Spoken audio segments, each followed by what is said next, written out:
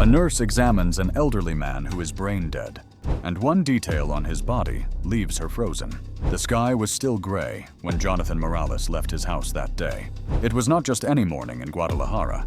It was the day when absence weighed heavier than ever. It had been exactly 1 year since Rosa, his lifelong partner, had passed away. Since then, the world seemed to move more slowly. The days were too long, and the nights even worse. Jonathan was 53 years old, but he seemed to carry the weight of many more on his shoulders. His gaze was that of someone who had seen love blossom, grow, and then disappear without warning. He had no big plans for that day. He just wanted to take his old guitar to a forgotten little square in the city center, a place where few people passed by, where no one recognized him. It was the quietest corner he knew, and it was there that he felt closest to Rosa. He was wearing a simple shirt, the worn coat that Rosa always asked him to throw away, and an old hat full of memories from many years ago. He carried his guitar carefully in his hands, as if it were made of glass. Inside the case, next to the strings, was a yellowed photo of Rosa taken on a sunny day, when the two of them were dancing in the living room of their house, laughing at something silly. When he reached the square, he was greeted by a cold wind. The trees swayed slowly. He sat down on a wooden bench, took a deep breath, and looked around. There was hardly anyone there, just a man sleeping in a corner and a couple hurrying by. Perfect, he thought. Silence was what he needed. Jonathan took his guitar out of its case, placed the photo of Rosa on a small stool he had brought with him, and began to calmly tune the strings. His fingers were steady, but his heart was trembling. Every sound that came out of the instrument was a step into his memories. He remembered Rosa dancing in the kitchen, singing out of tune while she made coffee. He remembered the smell of her hair, her soft voice calling him at night, and then he began to play. It was the song he had composed for her many years ago. The melody was simple, but it contained everything he had never been able to say with words. As he sang, his voice trembled, but he continued because there, in that empty square, he could feel Rosa sitting next to him. Each note was a conversation, each chord a caress. Rosa, my love, when the sun goes down, it is your name that my heart responds to. The rain began to fall softly, almost imperceptibly, but he didn't stop. Some people hurried by, paying no attention, but Jonathan wasn't playing for them. He was playing for one person alone. A mother hurriedly pulled her son along. A boy with a backpack walked by talking on his cell phone, and Jonathan stood there, his eyes on the photo and his heart open. He didn't expect applause, coins, or attention. He just wanted to sing for her. He wanted Rosa to hear him from wherever she was in heaven. The rain continued to fall when Elena appeared. She was coming back from college, tired from her shift and difficult classes. She walked slowly, huddled in her coat, cell phone in hand, ready to call a car and go home. But something made her stop. She heard a song. It wasn't loud or perfect, but it was different. It had soul, it had pain, and it had something that made her feel something she couldn't explain. She stood there trying to understand why that melody made her heart beat faster. Her eyes began to fill with tears for no apparent reason. It was as if she were listening to something she already knew, even though she had never really heard it before. It was a strange feeling, as if time had come back and squeezed her chest. She looked around and saw the man sitting in the rain singing with his eyes fixed on a photo. The scene was so sad, so beautiful, that she couldn't move. Elena started recording, but it wasn't out of vanity, or to upload it to social media. It was to save it. Something inside her told her that this moment couldn't go unnoticed. "My God, who is this man?" she whispered to herself, her voice trembling. As she recorded, her eyes burned. She didn't know the name of the song, but something about it seemed to speak directly to her heart. It was like hearing someone calling her from afar, as if she were connected to that story in some way she didn't yet understand. The man's face was wet. She couldn't tell if it was rain or tears. Maybe it was both. He played with such dedication that he seemed to be in another world. Elena moved closer with slow steps. She wanted to see better without interrupting, and then she saw the photo next to the bench. It was a woman smiling with a look full of love. She was moved. That man wasn't just singing, he was saying goodbye. And before she could do anything, Before she could even think of calling out to him, she saw the music suddenly stop. The guitar fell. His body collapsed. Elena dropped her cell phone and ran toward him. Sir, are you okay?" she cried desperately, kneeling beside him. She touched Jonathan's face, which was pale. His hand was cold, and she felt her heart race. "No, please, not now," she whispered, her eyes filled with tears. She took her cell phone out of her pocket and called the hospital where she was doing her internship. Her voice was shaking. "Hello, this is Elena. I'm a nursing student. I need an ambulance now. A man has fainted. He's not responding. He's very pale. I'm in the central square, near the old bus stop." Fear was reflected on her face. She didn't know if he was still breathing. She squeezed his hand tightly. "You're not going to leave me here. Do you hear me? You can't leave now." Leaning on her knee, trying to protect him from the rain, she picked up the photo that had fallen from the bench and placed it back on his chest. "She's still here, you see." Minutes later, the sound of the ambulance broke the silence of the street. Elena jumped up and waved her arms. Here, quick!" Two paramedics got out and ran toward Jonathan. They checked his vital signs, put an oxygen mask on him, and talked quickly among themselves. Weak pulse were taking him now.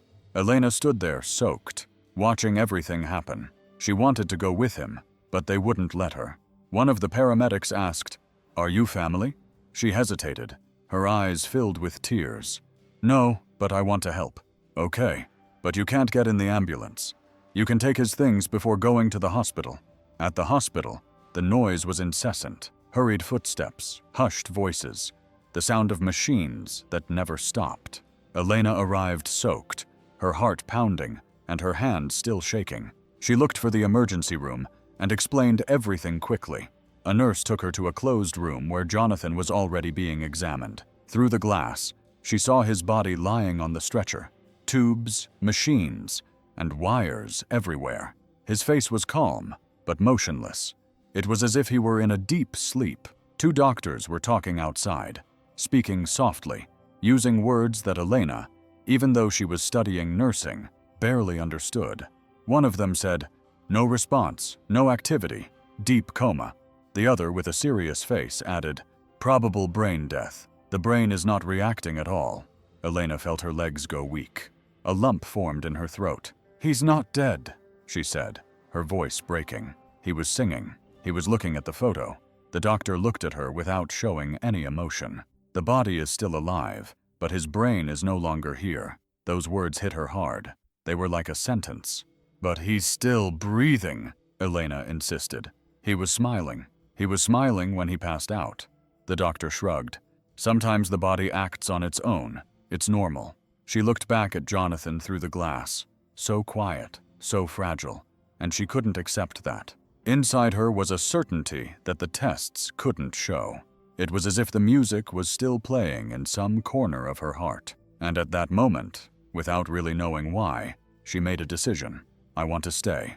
I want to know how he's going to be." "Can I?" she asked, looking at the doctor. He sighed, with little patience. "You're not family. You have no relationship with the patient.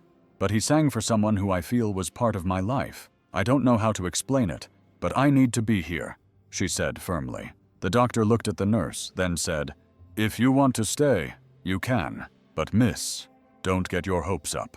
That man is gone." Elena just nodded yes, but inside she was screaming, "He's still here!" The next morning, Elena returned to the hospital with tired eyes and a restless heart. She hadn't slept all night thinking about that man lying in the square. The melody remained inside her, as if it had also been written for her. She went straight to the area where Jonathan was hospitalized. The hallway was cold, with a white light that hurt her eyes. Her footsteps echoed on the floor, and with each step, her decision grew stronger. She stood in front of the room where he was sleeping. The glass showed the same scene as the day before. Jonathan, still, connected to cables and machines. His face was calm, but far away. A nurse saw her standing there and approached her. "You're back." Elena took a deep breath. "Yes, I want to help. I want to stay with him. Take care of him if I can." The nurse looked at her in surprise. "He has no family. Do you know anyone close to him?" "They still haven't found anyone." "I don't know him, but I think that song brought me here for a reason," she replied, looking toward the room. I know it may seem strange, but I need to stay. Later, she sat down with the doctor in charge and repeated the same thing. I'm a nursing student, almost finished. I know I'm not family, but if you'll allow me, I'd like to follow the case closely, take care of him as a volunteer. I was doing my internship here at night. The doctor looked at the papers on his desk, then looked at her. He's not going to wake up, miss. You know that, right? She didn't back down. I know what the tests say, but I also know what I saw. He sang as if he were saying goodbye, and if there's still a part of him in there, even if it's tiny, I want to be here. After a short silence, the doctor said, "All right, but don't get too involved." Elena just nodded, and that's how she started visiting Jonathan every day. She brought fresh flowers, changed the water in his glass, talked to him as if he were awake, told him about her days, about her college classes, about how difficult it is to be young in such a fast-paced world. But most of all, she asked about the song. Who was the woman in the photo, Mr. Jonathan? What did she have that made you write something so beautiful? She would say, as she gently took his hand, and then fell silent, waiting for an answer that never came. It was late afternoon when Elena entered the room with Jonathan's guitar in her arms. She had asked permission to bring it home from the hospital for a few hours. She wanted to clean it, take care of it, as if it were a gift. The instrument was wet, marked by the rain from the day everything happened, but it was still intact. She sat quietly on the living room couch with that silence that only exists when the heart is paying attention to everything. She wiped the strings and sides with a clean cloth, very carefully. As she moved the case, she felt that something was loose inside. It looked like a piece of paper. She thought it was just an old note or the lyrics to a song, but when she took it out, she stopped. It was a carefully folded message, yellowed paper, handwritten letters in blue ink. She opened it slowly, and when she read it, the world slowed down. If one day I forget everything, play our song. It will remind me of who I was. Signed, Rosa. Elena put her hand to her mouth, unable to say a word. Her eyes filled with tears at that very moment. The paper trembled in her fingers. That simple, true phrase was as if Rosa had left a message for a lifetime, as if she knew that at some point everything would be erased, and that only music could rekindle it. Elena looked at the guitar, the message, the emptiness. A silence filled the room, but it was a silence full of meaning. With tears in her eyes, she whispered, "You didn't forget her, did you, Mr. Jonathan?" And she knew. Even though everything had gone dark in her mind, she still believed that music would bring the light back. She hugged the message to her chest and cried, not out of sadness, but out of that emotion that cannot be contained within oneself. It was as if everything now made sense. The song he sang was not just a memory. It was a key. It was what connected his heart to the past, to love, to his identity. Elena kept the message carefully, like someone guarding a treasure. At that moment, she decided she was going to do more than just take care of Jonathan. She was going to play the song. She was going to sing every day until he came back. The next day, Elena entered Jonathan's room with her guitar in her hands and her heart full of enthusiasm. Rosa's message was still with her, carefully folded and tucked into the pocket of her robe, as if it were a sacred piece of history that needed to be told over and over again. She sat down on the chair next to the bed, looked at Jonathan, and said softly, "Today, I came to sing to you." She placed the guitar on her lap, took a deep breath, and began to play. The melody came out soft, almost like a whisper. The song was simple, but the feeling was enormous. It was as if each chord said, "Come back, we're waiting for you." Elena sang with all her heart, even though her voice trembled and tears threatened to spill. "Rosa, my love." When the sun went down, the days passed, and she returned other times. Every evening she would enter the room and perform the same ritual. She would change the flowers, tell a story about her day, hold his hand, and at the end, she would always sing the same song, always with the same care, until one of those days, as she was getting ready to put the guitar away, something happened. The sound of the last note was still floating in the air when she looked at Jonathan's face, and then she saw it. A slight movement, almost nothing, but enough to make her heart stop for a second. His finger, The finger on his right hand moved. A small, slow movement, but real. "My God," she whispered, putting her hand to her mouth. He moved his finger.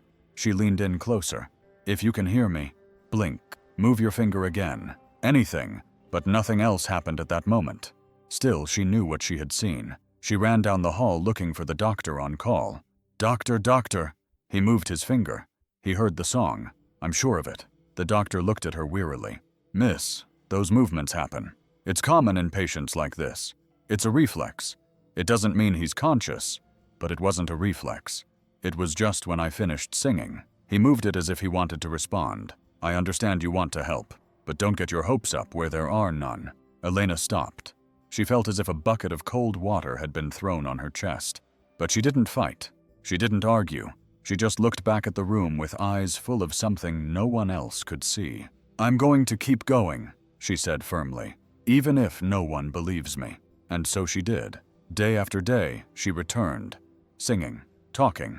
Sometimes she just stayed silent, holding his hand, as if to say, "I'm here," because inside her, something told her that he could still hear, that moving finger was the beginning of something. Elena began to live with her head full of questions.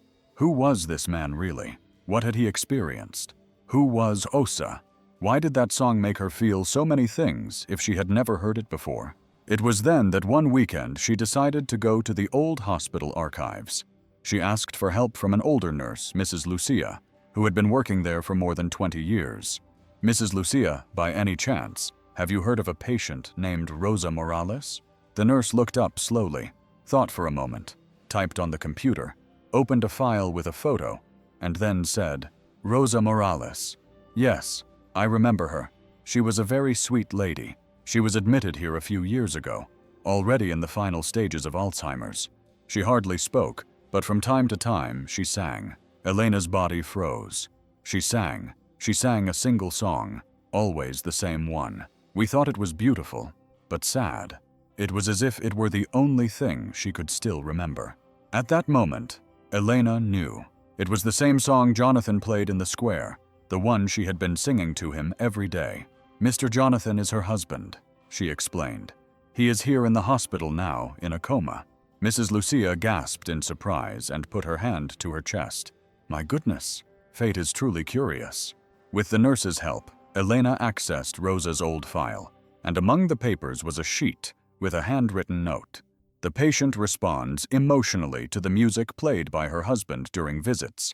She cries, she smiles, an unusual reaction given the state of her illness. Later, at home, Elena searched the internet, researching everything she could find about Jonathan Morales and Rosa. She spent hours looking at old photos, trying to piece together the story, until she found a video on an old channel with very few views. The title was Rosa and Jonathan, Central Park, 2003. She clicked on it. The image was very shaky. It was amateurish, but the sound was clear. Jonathan and Rosa were sitting on a park bench, side by side. He was holding the guitar. She was smiling with the same look as in the photo. His voice sang the song calmly, and Rosa, although out of tune, accompanied him, smiling, getting the words wrong, but laughing all the time. At the end of the video, he stopped playing, looked at her, and said, "I will love you even when your memory leaves you, Rosa, because mine will never forget you." Elena cried when she saw the video. She cried a lot. She couldn't help it. She felt as if she had lived through it, as if she knew those voices, those looks, as if that story were somehow part of hers too. That night she held her cell phone for hours, and in the silence of her room she said in a low voice, "I'm here, Rosa. I'm here with him. The song is still alive, and so is he." And it was at that moment that Elena began to truly believe that love can transcend time, that sometimes you don't find a person by chance, you find them again. The days passed, and the routine at the hospital continued with the heavy silence of the wards. But inside Jonathan's room, something different was beginning to happen. Elena, true to her promise, continued to sing every day, sitting next to the bed, with her guitar on her lap, playing with all the love in the world. Sometimes she missed a note. Sometimes her voice broke in the middle of the chorus, but it didn't matter. she kept going. It was on one of those afternoons that something caught the attention of a nurse. He looked at the heart rate monitor and frowned. "How strange," he muttered. He called Dr. Marcello, the neurologist, who had been following the case from afar, more out of respect for Elena's insistence than out of hope. "What's going on?" he asked as he entered the room. "Look at this, doctor. Whenever she sings, his brain activity goes up a little, but it goes up." Dr. Marcello looked at her suspiciously, but curiously. He asked Elena to continue. She took a deep breath, looked at Jonathan, and said, "Let's do it again, Mr. Jonathan." Our song started playing, and there, in front of everyone's eyes, the numbers on the machines began to change. Small increases, subtle signs, but they were there. The doctor was silent for a few seconds, then approached the bed, looked at the monitor, then at Jonathan. "This is not common, much less in cases like his." Elena smiled with tears in her eyes. I knew he was listening." "Can you sing again?" the doctor asked. She nodded and started again, and again, the same reaction. His heart rate rose slightly. The brain scan showed small waves. The doctor took the stethoscope from around his neck and sat down slowly. "I'm not going to say it's a miracle, but something is happening here." Elena looked at Jonathan tenderly. "He hasn't left us, doctor. He's just waiting for someone to remember who he is." From that day on, Dr. Marcello began to visit the room more often. He took notes, requested new tests, recorded the moments when Elena sang, began to notice the details, compare the data, and whenever he saw the reaction, he would say quietly, "Amazing. This isn't in the books." Meanwhile, Elena remained steadfast, because now she was no longer the only one who believed. The music, which had once been a lonely cry for help, now became a real hope. It was a quiet morning when Elena received an unexpected call. It was from the hospital reception desk. "Hello, there's a lady here. She says she's the sister of the patient Jonathan Morales." Elena ran downstairs with her heart pounding. When she reached the lobby, she saw a simple woman with white hair pulled back in a low bun, wearing a floral dress and a wool sweater worn old from use. Her eyes, brown like Jonathan's, were red. "Are you the girl who is taking care of my brother?" she asked, her voice trembling. "Yes, I am. Are you Maria?" The woman nodded slightly and, without saying another word, hugged Elena tightly. It was one of those long hugs you give when you're already crying before you start talking. "I'm sorry it took me so long. I live far away. I know almost nothing about him. I only found out yesterday from an acquaintance." They went up to the room together. Maria entered slowly, her eyes fixed on Jonathan. She put her hand on his, lowered her head, and cried silently. "My brother, so stubborn, so good." Elena sat down next to her and remained silent, waiting for Maria to feel ready to talk. And then she began. "We were born in a very simple place, near the countryside. Our house was small, but full of love. Dad worked as a bricklayer. Mom baked bread to sell. And Jonathan was different from an early age." She smiled a little. "He would grab old cans and clotheslines to pretend they were guitars. He taught himself to play by listening to the radio and watching others. By the age of 10, he was already writing songs, the kind that make you cry." Maria looked at Jonathan fondly. "When he met Rosa, his life changed completely. I remember it like it was yesterday. He came home smiling like crazy, saying he had seen the most beautiful woman in the world." She paused to wipe her eyes. "Rosa was strong, sweet, one of those women you never forget. They had a beautiful relationship. I got married after them. I had my children, and even though I was far away, I could see that they loved each other as much as they did in the beginning." She took a deep breath, trying not to cry. But when she started to forget things, Jonathan changed. He cared for her with a love I had never seen before. Even though she no longer knew who he was, he sang her song to her, and she smiled. Elena couldn't hold back her tears.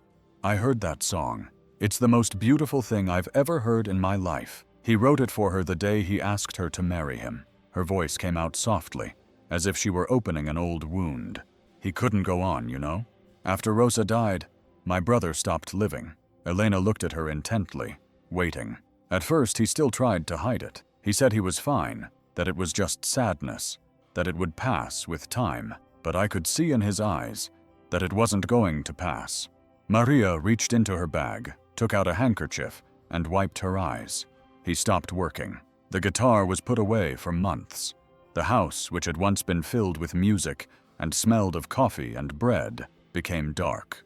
He walked through the rooms as if he were looking for her. He paused for a long time.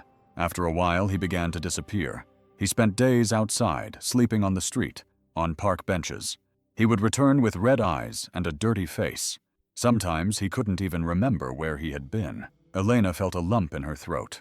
He would come home and lock himself in his room. He would sit in the dark on the armchair where she used to read. He didn't bathe or eat properly. When I brought him food, he wouldn't even touch it. Maria looked at her brother with great affection. He lived in his memories. He would grab her clothes, her perfume, her letters, and cry like a child. It was as if he were looking for a place where she was still alive, as if he wanted to find a crack in time to enter and stay there. Elena took a deep breath. Her eyes filled with tears, and no one did anything. I tried, my girl. I tried everything, but his pain was the kind that no one can reach.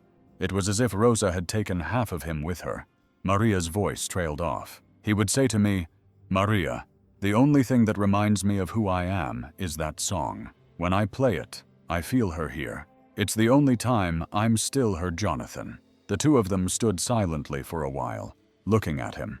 Elena squeezed his hand tightly and said firmly, "He's not alone. Now we're going to sing for him until he remembers everything, until he comes back." Almost 2 weeks passed, and one afternoon, Elena was called to the hospital administration office.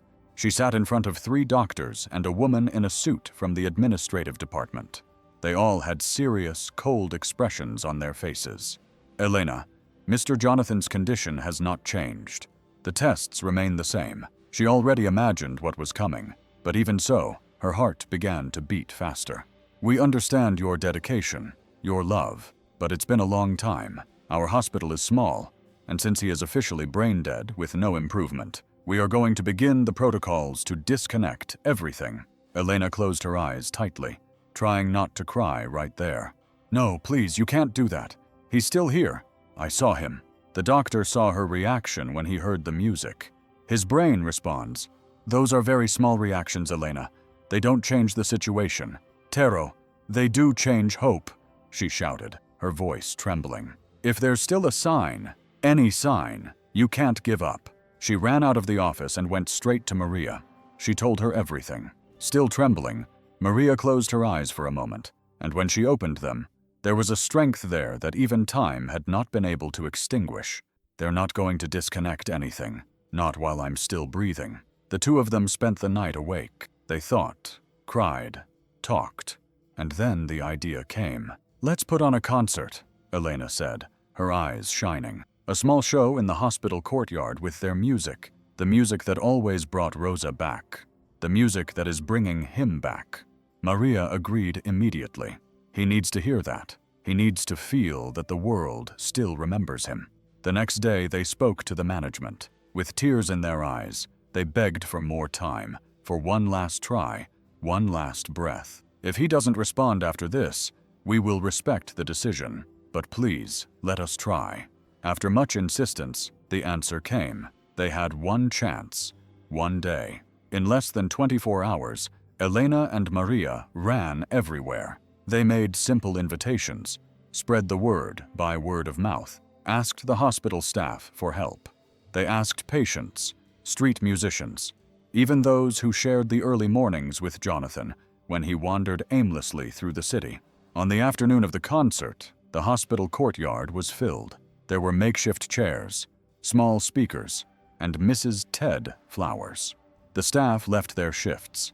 Patients looked out the windows, and in the middle of it all, a group of homeless people sat on the ground with handwritten signs.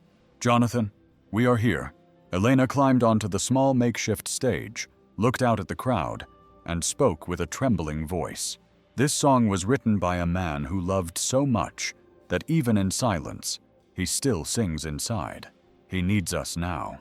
He needs to know that he has not been forgotten. Then she began to play the same song, that melody that has been with us in so many moments. And there, as the notes spread through the air and everyone's eyes filled with tears, Something happened in the room. The sound came in through the open windows.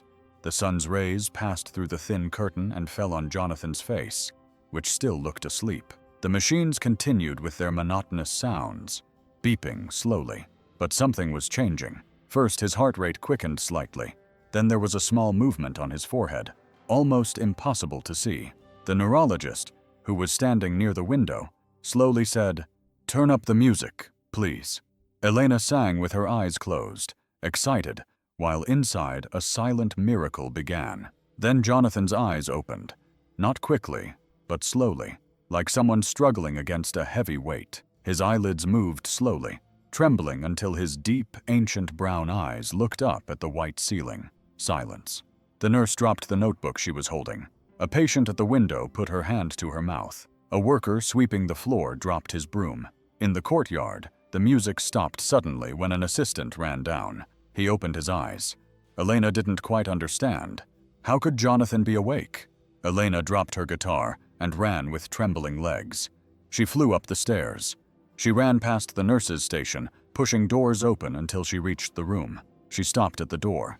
He was there with his eyes open, staring at the ceiling. She approached, unable to believe it. "Mr. Jonathan, it's me, Elena, the girl from the square." He turned his head slowly, his eyes filled with tears, and then a tear fell. Maria entered right behind her. Seeing her brother like this, she broke down. "My God, my brother, you're back." He couldn't speak, but he was crying. He cried like someone who had carried a lifetime of sadness. Elena knelt beside the bed and took his hand tenderly. "The music brought you back. It didn't let you go." Jonathan squeezed her hand, weakly, but present, alive. And at that moment, nothing more needed to be said. Love, music, and memories had defeated the silence. Everyone watching, even from afar, felt something in their chest that cannot be explained. And in that hospital, amid so much pain and so many stories, hope was born again. Proof that where there is love, there can still be life. Even when no one else believed, Jonathan's eyes remained open, but his voice would not come out. He tried to speak. His lips moved, but no sound came out. Still, he didn't need to say anything. His gaze said it all.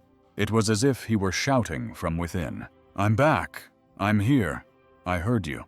Elena was kneeling beside the bed, holding his hand so lovingly that she seemed afraid to let go and have everything disappear again. "Don't worry. You don't have to talk now," she said with a trembling voice. "The important thing is that you're here with us." Maria was crying. She ran her hand through her brother's gray hair, just like she used to do when they were kids, and he would fall out of the guava tree. One of the nurses came in with a clipboard and placed a sheet of paper and a pen on the table next to the bed. "Maybe he can write something," he said quietly, respecting the sacred moment. Elena took the pen and slowly brought it closer to Jonathan's fingers. "Let's try. Write whatever you want, whatever your heart tells you." Jonathan took a while. His movements were slow, almost painful, but with a trembling hand, he grabbed the pen. With their eyes fixed on the paper, Elena and Maria didn't even breathe. And then, letter by letter, as if learning to live again, he wrote, "Rosa called me back." Elena read aloud with a broken voice, "Rosa called me back." He dropped the pen and burst into tears. She cried like a little girl who had found someone she thought she would never see again. My God, he came back for love. Maria couldn't hold back either. She leaned against the wall and cried. The nurses watching from the doorway also shed tears. One of them whispered, "I've never seen anything like this before." And indeed, no one there had ever seen anything like it. A man who came back from silence because of a song, because of a love that even death could not erase. On the sheet of paper, those words were still there, simple, scribbled, but with more power than any diagnosis. Rosa called me back. And in that moment, everyone understood what made that heart beat again. It wasn't medicine. It wasn't science. It was memory. It was promise. The days that followed were filled with hope, mixed with tears. Jonathan's recovery was not quick, but every small step forward was celebrated, as if it were the greatest miracle in the world. At first, he could barely hold the pen. Elena would sit next to him with a blank sheet of paper and say, "Let's try again today. Even if it's just one sentence, we're going to write it." And so it was. First, he scribbled the name Rosa in a love note, then Maria, the sister who was always by his side. And one day, with great effort, he wrote, "Elena, a young woman full of love." She smiled with tears in her eyes when she saw that. "Do you remember me?" Jonathan responded with a slight nod. The physical therapist began working with him. His legs, which had been immobile for so long, barely responded. But Jonathan wanted to get up. He wanted to walk one step a day, Maria always said firmly, holding his arm during the sessions. "One step for you, one for Rosa." The first time he stood up, leaning on metal bars, was exciting. He was sweating, shaking, but when he managed to stand for a few seconds, he looked at Elena and smiled with his eyes. She ran to him, took his hand and said, "That's it. You're coming back to the world, Don Jonathan." The doctors were surprised.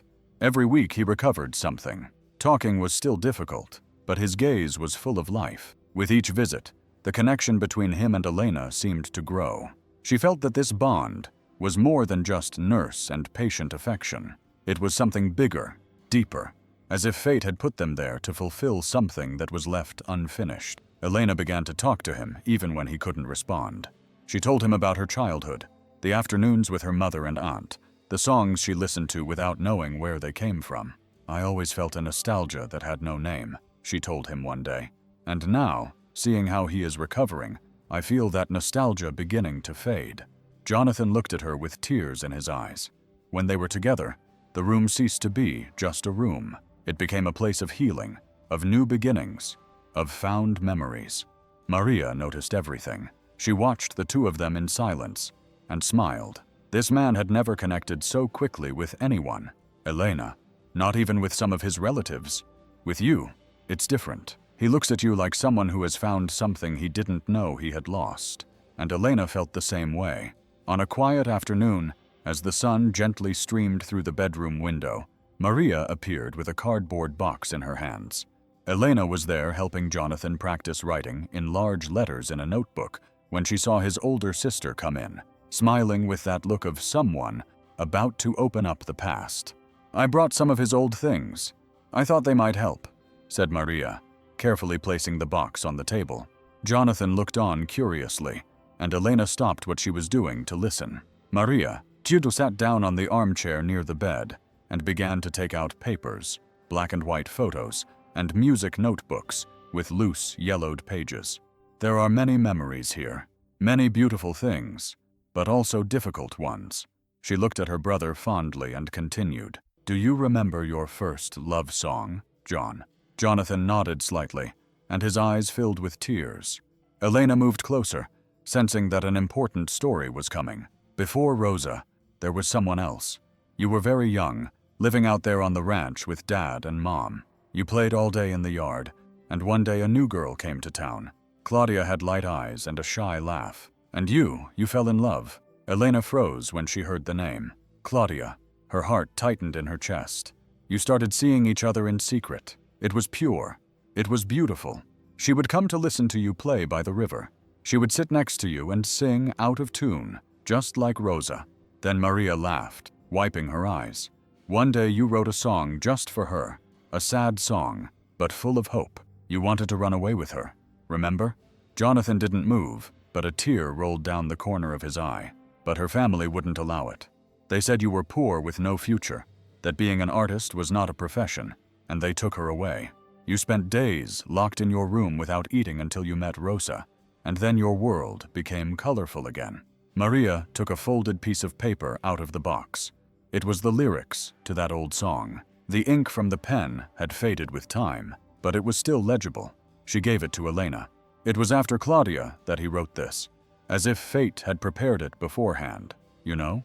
As if he needed to suffer that loss in order to experience true love." Elena read the first verses silently, and a tear fell on the paper.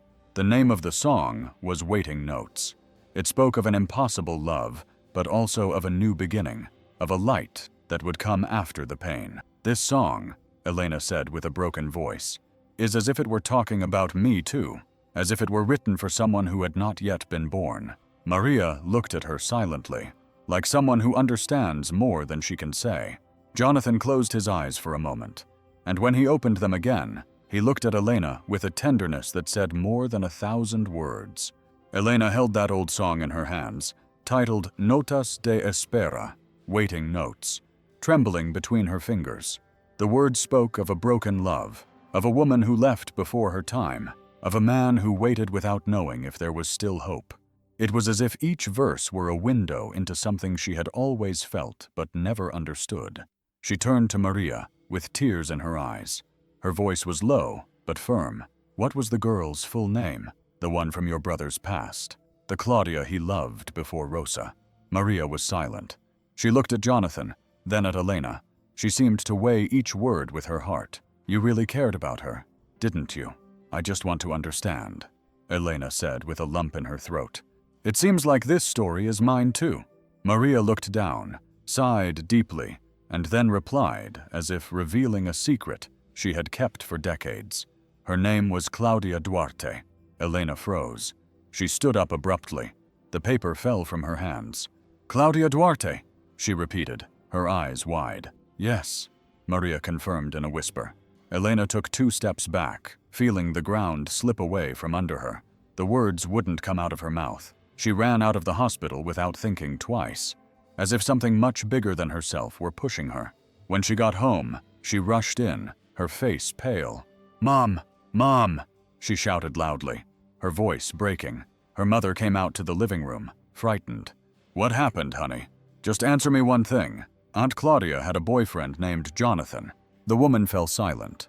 Her face suddenly hardened, but she didn't deny it. Yes, she said slowly. He was different. A good boy, simple, but with a big heart. He played the guitar like no one else. Elena was already crying. And why didn't you ever tell me? Her mother approached her and put her hands on her face. Because your aunt suffered a lot, Elena. She loved that Jonathan, but he loved another woman. Claudia knew it. She came back one day and saw him with another woman. It was a heavy blow. She never told anyone but me. It was when she was going to tell me about the pregnancy. Elena put her hand to her chest. Arthur, yes, your cousin. She raised him alone. She never said anything to Jonathan. She said she didn't want to tie anyone down with a child. And then, well, then she got sick. She shut herself off in her own world. She never talked about it again. Elena sat down on the couch, completely shaken. The man she cared for whom she felt such strong feelings, was the same man her aunt had loved. The same man who had left a child in the world without knowing it, and everything that had previously been just unexplained emotion now made sense. The lump in her throat, the strange connection to that song, the immediate affection for Jonathan. It was blood, it was memory, it was destiny, and in that moment, she knew. Life was giving her a story that had been written long before she was born, and now it was her turn to continue writing it, with love, truth, and forgiveness. When Elena returned to the hospital, her chest was a whirlwind. The revelation of the previous night felt like a burden and a gift at the same time. She walked through the hallways as if carrying something too precious to drop. She entered the room slowly. Jonathan was awake, sitting in the armchair with Maria reading beside him. When he saw her, he smiled with his eyes. It was a tired smile, but full of affection. Elena approached slowly, sat down beside him, and took a deep breath. Don Jonathan, I need to tell you something that will change everything, but you deserve to know. Maria closed the book and remained silent. Elena took an old folded photo out of her pocket. It was a young Claudia with a shy smile, the same one from the video that Jonathan once dreamed of, and then forgot.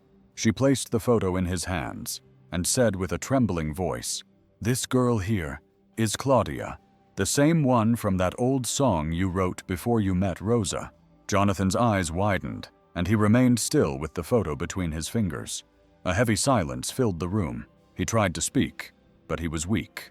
His voice wouldn't come out, so he decided to write. "I know who she is," he wrote with difficulty on a piece of paper. Then he picked up the pen again. His hands were shaking, but he wrote line by line. "If it weren't for her, I would never have met my Rosa." Tears began to fall, and as they fell onto the paper, He continued writing each word like a blow to the soul. Claudia was a light in a dark moment. She listened to me when no one else did. She gave me the courage to go on, to look for another path. Elena cried silently, holding his hand tightly. Don Jonathan. Claudia had a son. His name is Arthur, and he never knew who his father was. Jonathan's face was covered in tears. He lowered his head, pressing the photo against his chest, as if he wanted to bring the past back so he could embrace it. Maria approached and put her hand on her brother's shoulder. I'm so sorry, John. No one knew this until now, but life is giving you the opportunity to learn about the part of yourself that was missing. He grabbed the paper again and wrote slowly, with effort, but with an open heart. Take me to him, even if he doesn't accept me. I just want to tell him that I never knew he existed. Elena rested her forehead on his hand and spoke softly. I'll take you, Don Jonathan. He'll know. You're going to look him in the eye and tell him all this. You deserve that truth. The next day, Elena went to Arthur's house to arrange the meeting. It was a simple place, full of plants and stacked books. He greeted her with a suspicious look, already imagining what she wanted to talk about. I know why you came, Elena, he said before she opened her mouth. The answer is no. I don't want to know anything about any father. Elena took a deep breath, trying to stay calm. I understand that it's difficult, Arthur, but he didn't know. Life separated them in a way that no one expected, and now he just wants to see you. Not to ask you for anything, just to look at you and say, forgive me if I was ever absent without knowing it. Arthur crossed his arms firmly. I grew up without a dad. I saw my mom suffer alone. I never knew why. I only saw the sadness in her eyes. After she died, I never wanted to know anything about it again. Never. And now a man I don't even know shows up, saying he's my dad, that he loves me. He laughed, but it was a bitter laugh of pain held in for years. I don't want that, and I don't need that to live. Elena approached slowly, looking him in the eyes. But he does need it, Arthur. He needs to know that you exist, that you're okay. He's not asking for love in return. He just wants the truth. He just wants to look you in the eyes and know that life went on. Even without him, Arthur didn't answer. He just stood there staring at the floor. And in that silence, there was already a kind of answer. Time passed. The meeting never happened. The DNA test was never even considered. It wasn't necessary.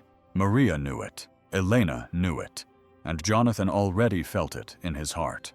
The son he never saw grow up had a name, a face, a story, and that was enough. Although there was no hug or a dad coming out of Arthur's mouth, Jonathan went on with his heart full of a new love, a love that came unexpectedly. Elena remained by his side, caring for him, talking to him, playing the guitar when the day was hard. And between smiles, he began to call her, Michael. You gave me life again, Elena. Music brought me back, but it was you who made me want to stay, he said one day, his eyes filled with tears. Elena cried when she heard that. I also gained a father that fate left me when I had already stopped looking. So even though there was no blood tie, a connection stronger than any test was born. Jonathan found in Elena the daughter he never expected, and she found in him the father that life did not give her. It was love. It was that simple. Time passed, and Jonathan, now stronger, gradually returned to being the man who once charmed an entire city with his voice. His recovery was not only physical, but also spiritual. Every morning he began to remember things he had forgotten, to feel things that seemed erased, to write. It was a clear afternoon as they sat in the hospital garden that Elena spoke with her guitar in her arms. You should write a new song, Don Jonathan, something that speaks of this new story, that speaks of everything that life has brought. He looked at her with that calm and steady gaze that only time teaches you to have, and replied with a soft smile, only if it's with you. Elena smiled, sat down next to him, opened the notebook where they wrote down the songs they sang together, and the two of them started there on that wooden bench. A new song. They didn't have to talk much. They looked at each other and already knew what note came next. The melody was born as if it had existed for years, just waiting for the right hands to bring it out. Jonathan wrote the first verses with trembling handwriting, but full of feeling, light that returned without being called. a voice that arrived without making a sound, a son I didn't see grow up, but who lived inside my silence. Elena completed the journey that brought me here, in time to say what was never said, to love as I know how, with all my heart, without thinking. They called the song Luz que volvió, Light that Returned, and that title said it all. It was the light of a story that seemed extinguished, but that shone again, the light of a son who did not know he was loved, the light of a daughter who arrived when everything seemed dark. It was about reunions, about hope, about time passing, but never taking away true love. Elena cried as they sang together for the first time, and Jonathan, his voice weak but full of emotion, said afterwards, "This is our song, the song that speaks of someone we never knew, but always loved." They recorded it in a simple studio with the help of friends. Jonathan wanted to put it on record, not to become famous, but to leave a message that life can always surprise you, even when you think everything is lost. And in that song, written by 4 hands and 2 hearts, was the summary of a lifetime, a request for forgiveness, a hug that took time, and a love that returned slowly, but came back to stay. A few days after recording Luz que volvió, Elena decided to upload the video to the internet. It was simple, without much editing, recorded in a corner of the hospital where the evening light made everything look more beautiful. She didn't expect much. She just wanted to show the world that story, which had saved 2 hearts, Jonathan's and hers. But what happened next, no one expected. In less than a week, the video spread across the country. People shared it excitedly, saying that they cried, that they remembered someone who was gone, that they felt something they hadn't felt in a long time. The comments came from people everywhere, saying that the song seemed to have been written for them. Elena couldn't believe it. She showed it to Jonathan on her cell phone, and with his eyes wide open, he wrote on a piece of paper, "All this for a song?" She replied with a smile, "No, all this for a truth, your truth." One afternoon, the hospital phone rang. It was a famous music producer. They wanted to talk to Jonathan in person. The meeting took place in the small room where he did physical therapy, and the producers spoke excitedly. "This song touched the heart of the country. We want to record an album with you. Your story is what the world needs to hear. We can do something great." Jonathan was silent for a moment. He looked at Elena, then at Maria, who was there with him as always, and only then did he pick up the pen and write calmly, "I accept, but on one condition." The producers looked at each other. "Half of all the proceeds will go directly to helping terminally ill patients, people who are struggling and often have no one around them. Music saved me, and now it's going to save others too." The room fell silent for a few seconds. One of the producers, his eyes filled with tears, replied, "It's more than fair. It's beautiful. It's a deal." And that's how Jonathan Morales' story came to the world, in a way he never imagined. Not as a star, not as an idol, but as a man who came back from silence with a song in his heart and decided to turn his pain into love. The news appeared in newspapers, television programs, and radio stations. People sent letters, videos, and recorded their versions of the song. Children sang it in hospital corridors. Grandparents smiled when they heard the melody. People who had lost faith began to believe again. And in the midst of it all, Jonathan remained humble with his guitar, his shy smile, and the certainty that everything is only worthwhile if it is shared. That a good song is not just for playing, it is for healing, it is for embracing, it is for reminding everyone that life, although difficult, can still surprise, can still excite, can still make you cry with hope. During the recording of the new album, Jonathan seemed more alive than ever. He sat in the studio with his guitar on his lap, surrounded by microphones and excited people.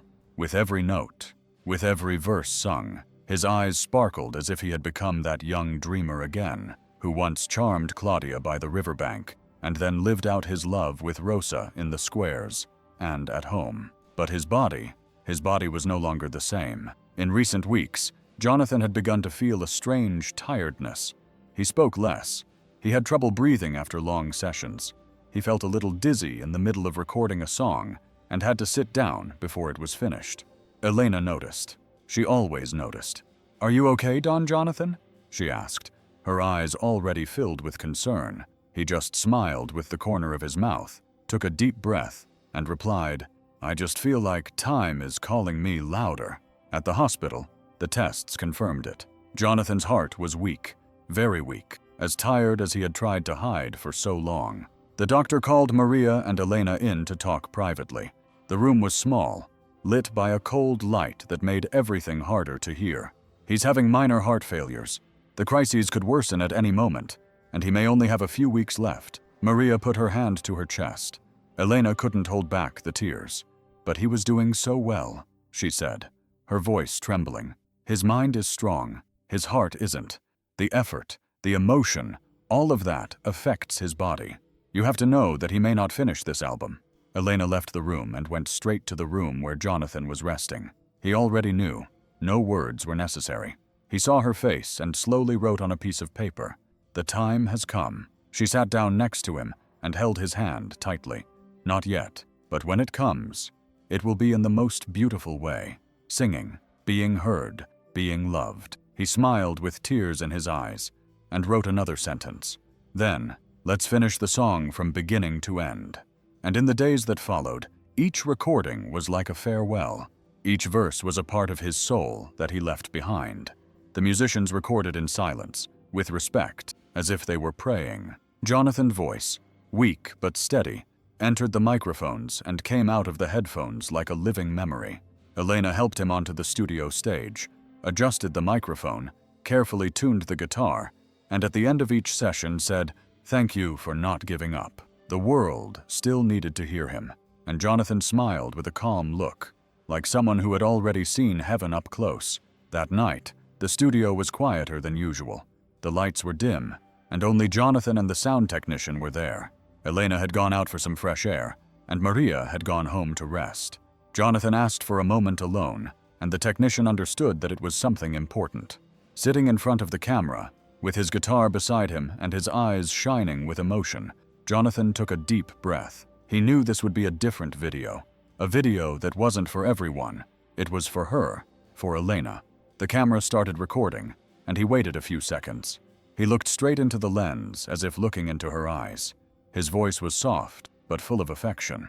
"My girl," he said, his eyes filling with tears. "If you are watching this video, it is because I may no longer be here, and I know you will want to cry. I know your heart will ache, but please don't cry." He breathed heavily, but remained steadfast. "Don't cry when I'm gone, because I'm not really leaving. I'm just moving to a different place.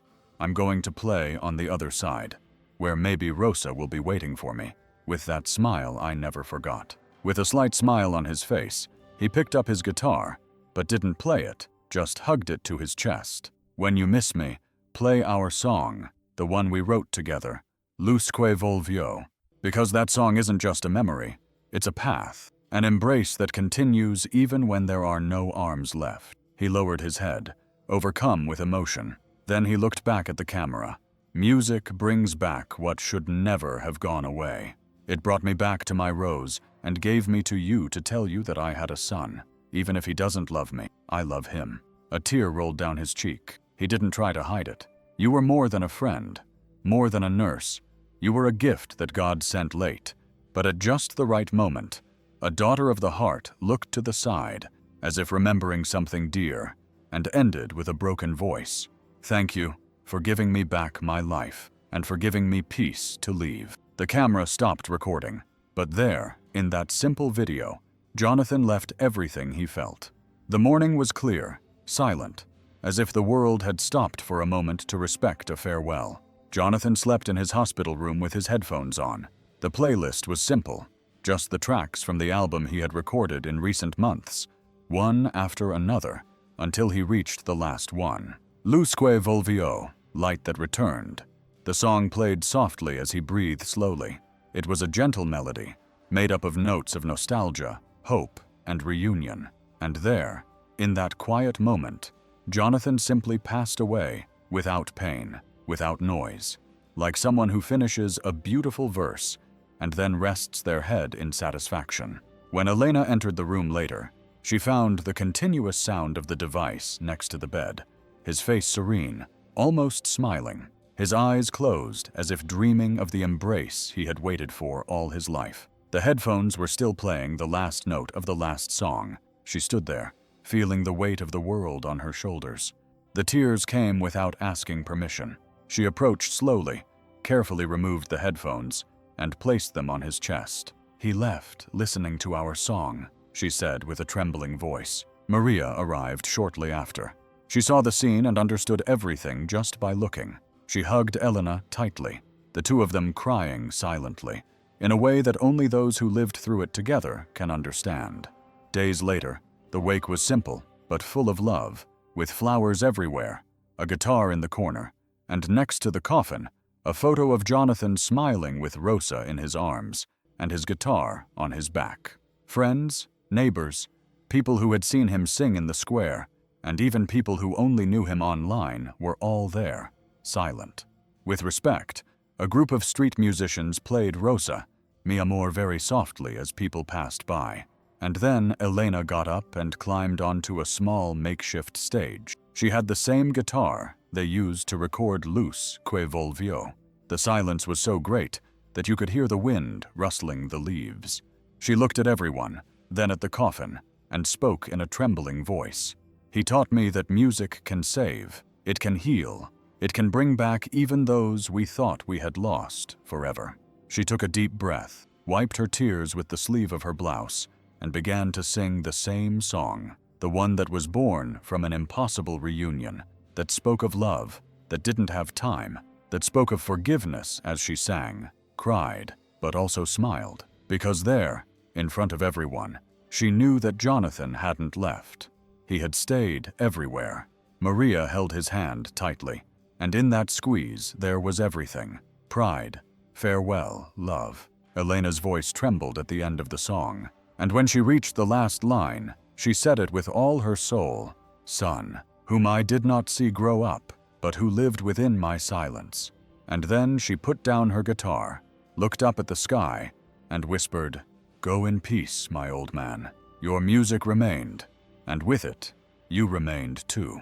A year after Jonathan's departure, sadness remained in Elena's heart, but now it came with a new strength, a desire to continue everything he had started, to share the love he had left behind, to make his music touch the hearts that also needed healing. She spent months thinking, remembering the conversations, the papers with handwritten lyrics, the tears and smiles they had shared.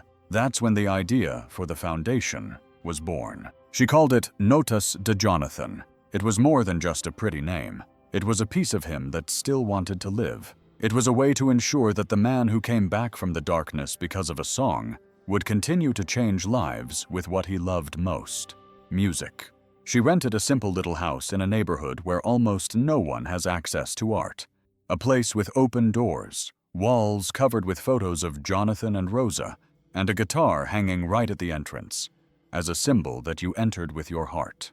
The Notas de Jonathan Foundation offered free music lessons to orphaned children and elderly people who were alone. There were guitar lessons, singing lessons, listening lessons. More than teaching notes, Elena taught love. She sat on the floor with the children. She held the hands of the elderly with patience, sang with them, cried with them. "No one here has to sing perfectly," she said with a smile. "You just need to feel." The students arrived little by little, shy, many of them having never touched an instrument before. But over time, the place filled up.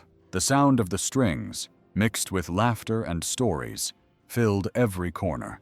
Mrs. Olivia, an elderly woman who lived alone in a small room, was one of the first to arrive. When she heard the song Luz que volvió, she began to cry uncontrollably. "That song reminds me of my husband. He used to sing it to me softly when I was sick." Elena hugged her and replied, "Then sing with us. This is the place to remember with love." Arturo, the son Jonathan never really knew, began to show up from time to time. He never introduced himself as a son, but one day he walked in and asked, "Is there still a guitar class for a curious beginner?" Elena smiled and gave him an instrument. There always is. Deep down, she knew that he was also healing. The foundation grew with donations, with the help of volunteers, and the support of those who saw that story and wanted to be part of it. But the most important thing was what couldn't be seen: the sparkle in the children's eyes, the wrinkled hand playing a note for the first time, the silence that turned into song. And in every corner of the house there was a little piece of Jonathan. In the picture with the message written, "Music brings back what should never have left." On the bench where he and Elena used to rehearse, on the old guitar that still cried when someone played it with their heart. Jonathan Notes was not just a foundation, it was a second chance. It was love in the form of melody. It was the certainty that even after he was gone, one man could still change the world. Note by note, hug by hug, memory by memory. On a typical Friday afternoon, Elena arrived at the nursing home with her guitar on her back and a light heart. Since she created the foundation, she began visiting nursing homes whenever she could. She said that it was there, among white hair and trembling hands, that she felt closest to Jonathan, as if his presence accompanied her in every corner where silence needed to become song. The nursing home that afternoon was simple, with white walls and a small garden. The elderly residents were gathered in the main room, sitting in their wheelchairs or worn armchairs. Most were silent, some dozing, others just staring into space. Elena entered slowly, greeting each one individually, and was greeted by a smiling caregiver. They really like it when someone comes to sing. Almost no one visits them. She placed a stool in the center of the room, lovingly took her guitar out of its case, and sat down. She looked around. Their faces looked tired, but there was a hidden hope in each curious gaze. "Today, I want to sing a song that brought me back to life. A song written by a man who loved more than he knew how to say." She placed the instrument on her lap and began to play the first note of Rosa mi amor. The melody filled the space softly, almost like a gentle breeze entering through the window without making a sound. At the first verses, the eyes of a woman at the back of the room began to shine. She was one of the quietest in the group, Mrs. Isabel, who hardly ever spoke. Almost always had a distant look in her eyes. But that day, something inside her awakened. When Elena sang the chorus, Mrs. Isabel put her hand to her chest. Her mouth trembled, and suddenly tears began to roll slowly down her wrinkled face. The caregiver noticed and ran to her in alarm. "Mrs. Isabel, are you all right?" But she just cried, not out of pain. It was a different kind of crying. It was a memory. That song was the one he used to sing to me, she whispered weakly. "My husband used to sing it just like that." Elena paused for a second. She felt a lump in her throat, but she continued playing, slower, softer. Other elderly people began to get emotional. One lady pressed her handkerchief to her face. One gentleman took off his hat in respect. Even those who seemed to be asleep opened their eyes to hear better. The song spread as if it carried the story of everyone there. Old loves, silent goodbyes, promises never forgotten. The previously subdued room was now full of life, even if only for a moment. At the end of the song, Elena put down her guitar and fell silent. Everyone was silent, a silence that said more than any applause. She approached Mrs. Isabel, knelt beside her, and took her hand. "He still sings to you, ma'am, in here," she said, pointing to her heart. Mrs. Isabel, with tears in her eyes, just nodded her head, and in that moment Elena understood once again the power of music. What Jonathan always said, that music brings back what should never have gone away. And there, in that nursing home, with stories that time had almost erased, a simple chord brought back love, nostalgia, memories, and with that, it also brought back life. It was a quiet afternoon, with the sun slowly streaming through the foundation's window. The children had already left, the elderly were resting in hammocks in the courtyard, and Elena took advantage of the rare silence to tidy up one of the shelves in the small office. She moved boxes of old papers, loose sheet music, and photos that she had lovingly kept since Jonathan's early days of school. That's when she pulled out a yellowed envelope forgotten between two folders. The paper was carefully folded, and on the front was the shaky handwriting that Elena recognized when the time came. Her heart raced. She sat down slowly with her hands trembling and opened the note. The writing was simple, but full of emotion, and as she read the first line, she felt tears fall. "You were my greatest chord, the note I was missing." She closed her eyes for a moment, feeling each word as if Jonathan were there beside her, whispering softly, "Thank you for giving me peace in my last breath, for not leaving me alone when I had forgotten what it was like to be seen, to be heard, to be loved. You, a daughter without blood, but with soul. You gave me love, laughter, care, and music. You gave me a new chance to be who I always was, but whom the pain had hidden. Tell Arthur that his dad never stopped loving him, even though he didn't get the chance to be there. That every note I played after hearing about him was for him, and that even though I was silent, I carried his name in my heart." Elena broke down, clutching the note to her chest, crying silently. Time seemed to stand still there in that room between walls full of memories, out-of-tune instruments, and stories that music helped bring together again. She got up slowly, grabbed a simple frame, and put the note inside. She hung it in the main hallway of the foundation, right in the center, next to the first photo of Jonathan playing with her in the hospital. That note contained all the answers, the hidden love, the unsaid affection, the most beautiful farewell anyone could write. And at that moment, with the sound of the wind gently blowing through the curtains, Elena looked up at the sky, smiled through her tears, and whispered, "I heard it, Don Jonathan, and he will hear it too, because your note will never stop playing." What would you have done in Elena's place? Would you have believed the song could bring someone back? Tell us your thoughts in the comments, and if this story touched your heart, subscribe for more true emotional stories that remind us what really matters in life.